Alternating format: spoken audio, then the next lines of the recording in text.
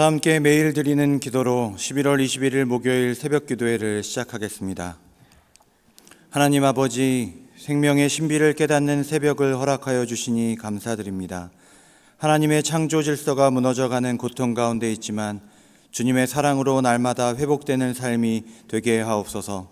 전쟁과 질병, 자연재해로 고통받는 자들을 일으켜 주시고 나라의 위정자들에게 하나님을 경외하는 마음과 지혜를 주셔서 나라 안팎의 위기를 잘 이겨내게 하시고 복음 통일이 이루어져 북한 땅에 복음의 새 아침이 밝아오게 하옵소서.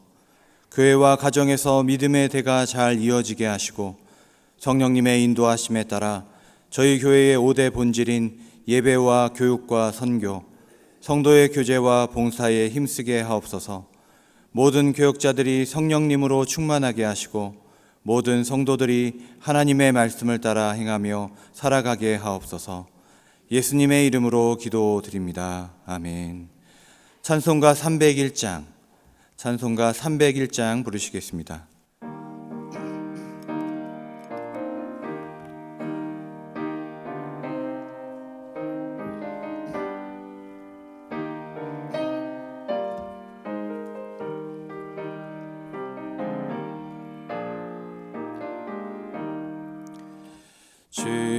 지금까지 지내온 것 주의 크신 은혜라.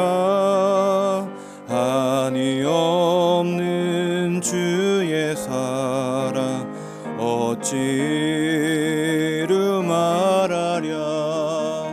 자나깨나 주의 손이 항상 살펴주시고 모든 일을 주 안에서 형통하게 하시네.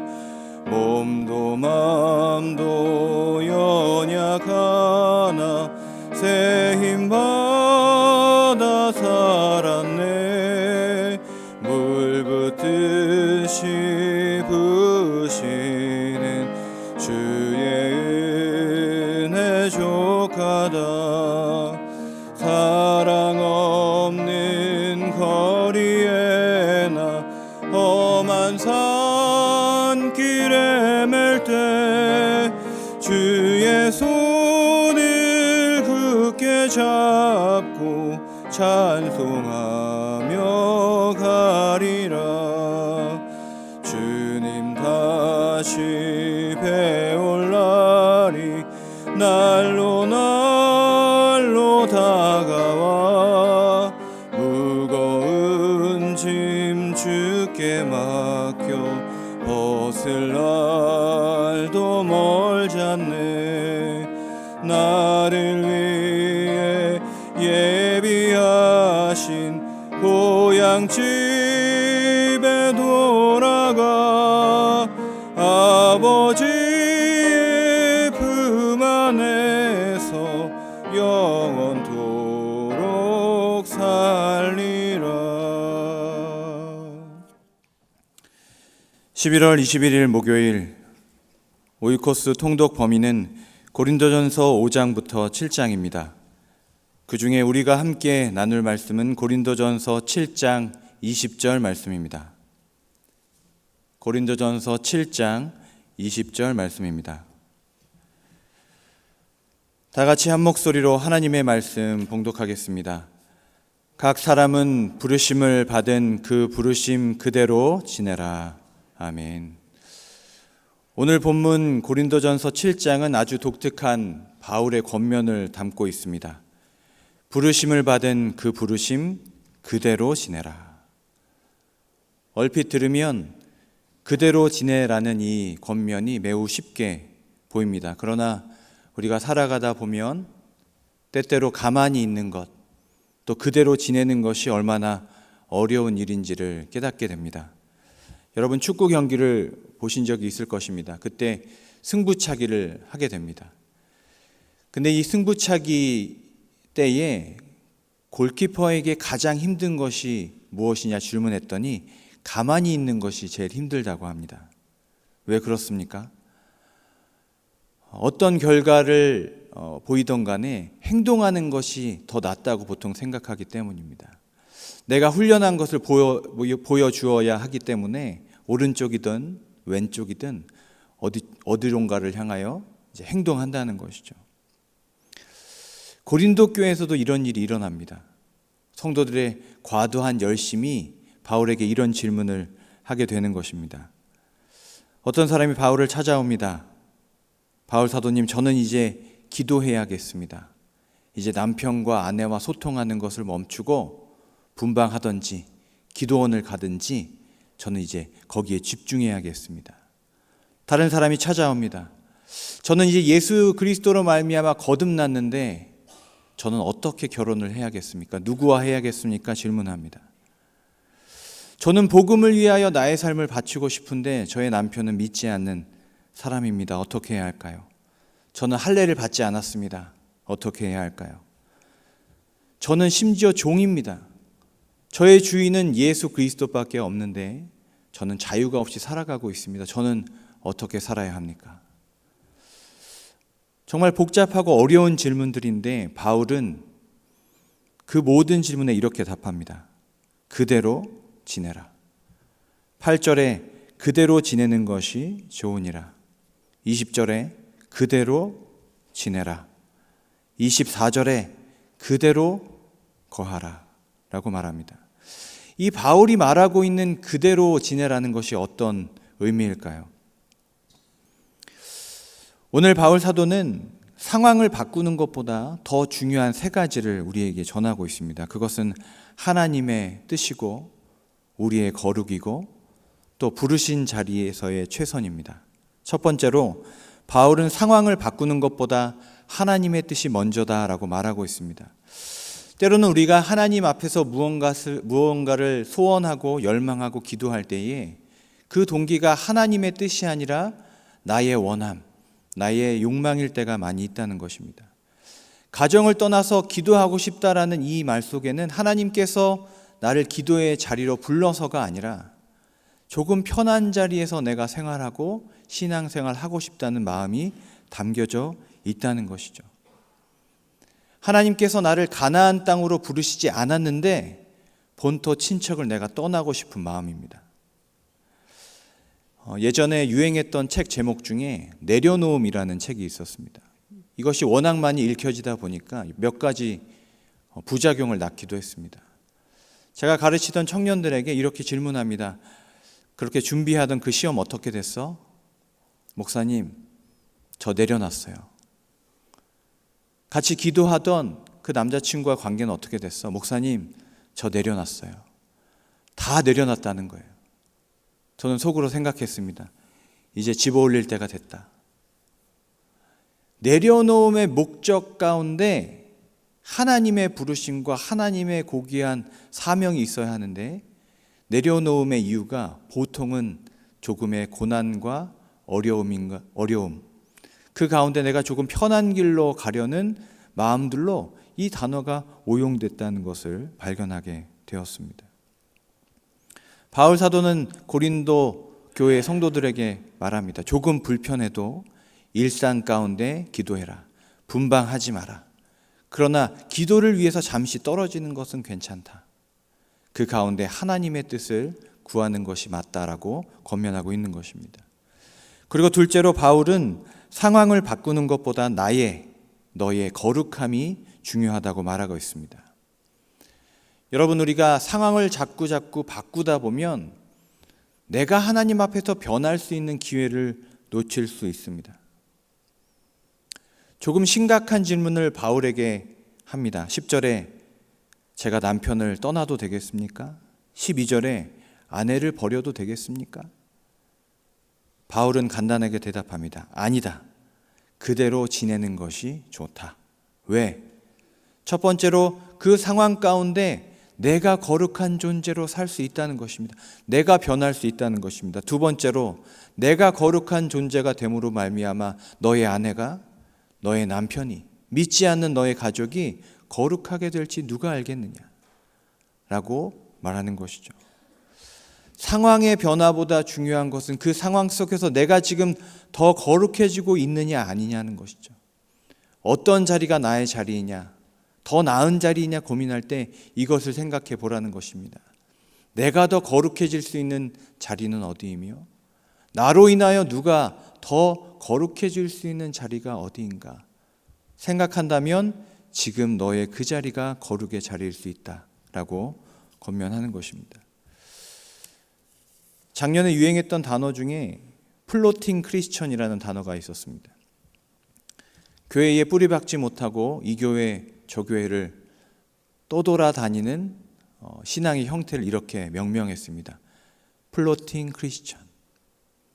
이 교회는 나랑 맞지 않아. 그래서 떠납니다. 이 교회는 나랑 분위기가 틀려, 문화가 달라라고 떠납니다. 그런데 그렇게 떠나고 버리고 떠나다 보면 정작 내가 변해야 하는 기회를 놓칠 수 있다는 것입니다. 안 믿는 사람, 안 맞는 사람을 사랑해 보지 않고 어떻게 우리가 오래 참는 사랑을 배울 수 있겠습니까? 또 우리가 어떤 힘든 일을 경험해 보지 않고 인내를 어떻게 우리의 삶 속에 실천할 수 있겠습니까? 거룩이라는 것은 구별됨인데 모두가 거룩한 곳에 내가 그곳에만 있다면 나의 거룩함을 보여줄 곳은 과연 어디이겠습니까? 거룩이 중요합니다. 내가 더 거룩해질 수 있는 곳, 나로 인하여 누군가가 더 거룩해질 수 있는 그곳에 그대로 지내라는 것입니다. 세 번째로 바울은 상황을 바꾸는 것보다 부르신 자리에서 최선을 다하는 것이 중요하다고 말하고 있습니다. 우리는 보통 지금 현재의 상황에서 더 노력하기보다는 아예 처음부터 시작하기를 더 좋아합니다. 통독을 시작한다는 감동을 받으면 창세기부터 다시 시작합니다. 출애굽기에서 멈췄다면 출애굽기에서 다시 시작하는 것이 아니라 다시 창세기에서 시작합니다. 그래서 늘 거기에 멈춰 있습니다. 새로운 출발에서 멈추어 있다는 것이죠. 새 출발만 하게 되면 여러분 나의 최선이 존재하지 않습니다. 끝까지 가보는 것이 나의 인생 가운데 없게 됩니다. 초대교회에는 종들이 많았습니다. 노예가 함께 예배했습니다. 그 종과 노예가 바울에게 찾아와서 질문하는 것입니다. 저는 자유롭고 싶습니다. 도망가서 새 출발하고 싶습니다. 아니면 바울 사도께서 혁명을 일으켜 주셔서 우리에게 자유를 주십시오. 새 출발을 주십시오. 라고 말하는 바울에게 말하는 것입니다. 21절에 자유롭게 될 수 있거든 먼저 그것을 이용해라. 도망가거나 혁명을 꿈꾸지 말고 먼저 자유롭게 될 수 있는 방법이 너의 안에, 너의 삶자리에 있다면 먼저 그것을 위해 최선을 다해서 일을 해봐라. 그리고 22절에 만약 방법이 없어도 너희는 이것을 기억하라. 너희는 이미 하나님 안에서 자유인이다. 부름받은 자리다. 부르심을 받은 그 자리에서 신실하게 사람의 종으로 살지 말고 하나님의 종으로 살아보아라. 이렇게 권면합니다. 24절인데 우리 가능하신 분은 우리 24절 한번 같이 읽어보겠습니다. 24절입니다. 형제들아 너희는 각각 부르심을 받은 그대로 하나님과 함께 거하라. 아멘. 어떻게 보면 종의 입장에서 노예의 입장에서 보면 조금 잔인한 명령입니다. 그 자리에 있으라는 거예요. 부르심을 받은 그 자리에 자유인으로 부르심을 받았으면 자유인의 자리에 상인으로서 부르심을 받았으면 그 자리에 내가 종과 노예로 부르심을 받고 하나님을 만났으면 일단 그 자리에서 있으라는 거예요. 그러나 어떻게? 하나님과 함께 거하며 최선을 다하는 신실한 종으로 그 자리에 현존하여 있어 보아라. 나의 최선, 내가 만난 하나님의 영광에 대한 나의 최선을 나의 자리에서 보여준 이후에 하나님의 뜻을 기다려라 라고 그렇게 말하고 있는 것입니다.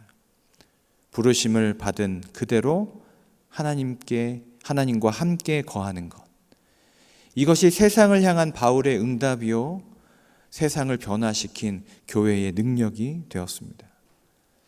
초대교회가 사회를 변화시키고 로마 제국을 무너뜨린 것이 어떤 혁명이 아니었다는 것입니다. 부르심을 받은 그 자리에서 충성하였고 충만하였던 신실한 종들의 삶과 현존이 조용하지만 강력하게 로마 제국을 복음으로 물들여 갔음을 우리는 알고 있습니다. 주인을 감화 감동시켰던 그리스도인 노예들의 신실한 충성이, 남편과 자녀들을 감동시키고 변화시켰던 아내들의 거룩한 삶과 헌신이 그 사회와 가정과 교회와 민족을 조금씩 변화시켰다는 것입니다. 골키퍼는 가만히 있는 것이 가장 힘듭니다. 그러나 때로는 가만히 있지 않고는 이루어낼 수 없는 승리가 있습니다. 만약 사단이 내 부르심의 자리에 강력한 슛을 날렸다면 여러분, 피할 것이 아니라 두 발을 강하게 딛고 온몸으로 그 자리를 지켜내는 것이 하나님의 승리인 줄로 믿습니다. 상황보다 중요한 것들이 있습니다. 우리의 삶 속에서 먼저 하나님의 뜻을 분별하고 나와 너의 우리의 거룩을 이루어내며 또 우리를 부르신 그 자리에서 나의 최선을 주님께 올려드리는 하나님의 백성들 되시기를 축복합니다. 기도하겠습니다. 거룩하신 하나님, 하나님께서 나를 지금 이 자리로 불러주셨음을 믿습니다. 지금 나의 자리가 하나님의 부르신 자리라면 나의 자리에서 나를 거룩하게 하시고 나를 통하여 누군가가 거룩하게 되는 기적을 맛보아 알게 하여 주시옵소서. 하나님, 나의 자리에서 부르심의 길에서 최선을 다하지 못했음을 고백합니다. 하나님의 영광을 위한 나의 최선을 주께 올려드리는 나의 삶이 되게 하여 주시옵소서. 영락교회 다음 세대와 영락교회가 섬기는 여러 학교들을 위하여 기도합니다. 하나님, 교회에서 자라나는 우리의 믿음의 꿈나무들에게 하나님의 꿈과 비전을 심어 주시옵소서. 영락교회를 통하여 엘리야와 같은, 엘리사와 같은, 사무엘과 같은 위대한 하나님의 종들이 나오게 하여 주시옵소서. 영락교회가 섬기는 8개 학교 가운데 공부하며 예배드리는 학생들이 있습니다. 하나님, 채플 가운데 은혜 주시고 그들이 어린 시절에 알게 되었던 복음이 그들의 삶을 변화시킬 수 있는 능력이 될 수 있도록 주님 역사하여 주시옵소서. 하나님, 이 시간에도 군에서, 농어촌에서 또 해외에서 열심히 사역하시는 우리 선교사님들의 삶을 지켜 보호하여 주시옵소서. 그들의 삶과 사역 가운데 놀라운 복음의 능력이 드러날 수 있도록 주님 역사하여 주시옵소서. 이 아침 기도하는 우리의 모든 기도 가운데 중보의 영으로 임하여 주시옵소서. 예수님의 이름으로 기도드립니다. 아멘. 이제 다 함께 합심하여 기도하겠습니다. 먼저 말씀을 생각하며 기도합니다. 은혜 하나님, 때로는 우리가 머무는 그 자리에 머무는 것이 가장 큰 믿음이요 충성임을 깨닫게 하옵소서. 하나님의 섭리와 계획을 의지하며 성령님보다 앞서지 않는 분별하는 삶 살게 하여 주시옵소서. 또한 주간 기도 제목으로 기도하실 때에 영락에 속한 교육기관들, 교회 부설 어린이집, 영락 유치원, 신당 오동 어린이집, 영락 중고, 영락 의료과학고, 대광 초중고, 보성 여중고를 통해 다음 세대가 신앙 안에서 자랄 수 있도록 이기원 선교사님과 고영석 선교사님의 가정과 사역을 위해 다 함께 간절히 기도하시고 개인 기도하시고 돌아가겠습니다. 은혜의 하나님, 오늘 말씀을 통하여 저희를 견책하시고 또 깨닫게 하시는 은혜에 감사드립니다. 하나님, 우리를 부르신 삶의 자리를 우리가 다시 돌아보아 하나님, 나의 삶이 충만하게 하여 주시옵소서. 하나님, 나태하고 게을러서 주님께서 나를 이곳에 보내신 이유를 깨닫지 못하고 불평하고 게으르고 하나님, 떠날 생각만 하고 있지는 않았는지 돌아봅니다. 하나님, 바울의 권면처럼 나를 부르신 그 자리에서 하나님과 거하며 하나님의 뜻을 분별하며 최선을 다하여 거룩한 존재로 살아가게 하여 주시옵소서. 나의 욕심과 탐욕보다, 나의 편안한 인생보다 더 중요한 것은 하나님의 뜻인 줄 알고 그 사명을 따라 사는 거룩한 하나님의 백성들 다 될 수 있도록 주님 역사하여 주시옵소서. 하나님, 영락의 다음 세대와 하나님 영락이 후원하고 또 지원하고 있는 여러 가지 기관들과 우리 학교, 학원, 유치원 아버지 하나님 기억하여 주셔서 하나님 이 땅에 건강한 우리 어린이들이 학생들이 주님 안에서 잘 자라갈 수 있도록 도와주시옵소서. 상처받지 않고 꿈꾸며 사랑받으며 하나님 위하여 이웃을 위하여 자신이 받은 달란트를 가지고 담대히 기쁘게 걸어갈 수 있는 길들을 열어주시기를 간절히 원합니다. 그곳에서 기독 교사들이 또 믿는 선생님들이 하나님 열심히 믿음의 마음으로 가르치고 있습니다. 모든 수업마다 말씀의 나눔의 자리마다 은혜 주시고 하나님 채플로 예배의 자리로 모일 때마다 하나님 은혜를 더하여 주시옵소서. 하나님 많은 선교사님들 위하여 기도합니다. 하나님 농어촌에서 하나님 작은 우리 교회와 하나님 성도님들을 섬기며 충성하고 있는 우리 군 선교사님들, 농어촌 선교사님들을 기억하여 주시옵소서. 하나님 그들의 삶과 그들의 사역 가운데 은혜 주시고 기쁨 주시고 열매 주셔서 하나님 날마다 주님께서 주시는 새 힘으로 그 모든 사역을 잘 감당하실 수 있도록 주님 역사하여 주시옵소서. 하나님 이 아침에 우리 성도님들 새벽에 나와 기도하는 간절한 기도의 제목들이 있습니다. 하나님 질병 때문에 하나님 고생하고 고통받는 우리의 성도님들 계시다면 하나님 이 시간 하나님 동행하시고 피 묻은 예수 그리스도의 손으로 안수하셔서 하나님 깨끗이 나음을 입을 수 있도록 도와주시옵소서. 혈류병 걸린 여인의 간절한 손 내밈으로 주님의 옷자락을 만지기를 원하는 간절한 기도의 제목들이 있습니다. 주여 낫게 하여 주시옵소서. 회복시켜 주시옵소서. 자녀들을 위해 기도합니다. 가족을 위해서 기도합니다. 하나님 나라와 민족을 위해서 기도합니다. 풀리지 않는 해결을 위하여, 나의 마음의 문제를 위하여, 영혼의 문제를 위하여, 관계의 문제 때문에, 경제 문제 때문에 주님 앞에 나온 영혼들이 있습니다. 이 새벽에 아버지 하나님 온라인으로 함께하며 또 기도하는 영혼들이 있습니다. 하나님 찾아가 주셔서 성령으로 동행하여 주시고 그 모든 기도 들으시고 응답하여 주시옵소서. 하나님 오늘 목요일에 또 교회 많은 행사들과 만남들이 있습니다. 주님 그 모든 모임들마다 주님 찾아가 주시고 성령으로 임하여 주시고 원학교회를 통하여 이루어지는 모든 사역 가운데 하나님 은혜와 하나님 기쁨과 하나님의 사랑을 하나님 더하여 주시옵소서. 하나님 기도의 영으로 하나님 이 분당 가운데 임하여 주셔서 하나님 더욱더 기도하는 사람들이 늘어나게 하여 주시고 기도로 승부하는 기도의 사람들이 하나님 영락에서 일어날 수 있도록 주님 도와주시옵소서. 기도로 깨어있고 분별하며 하나님의 뜻을 알게 하여 주시고 간절히 기도합니다.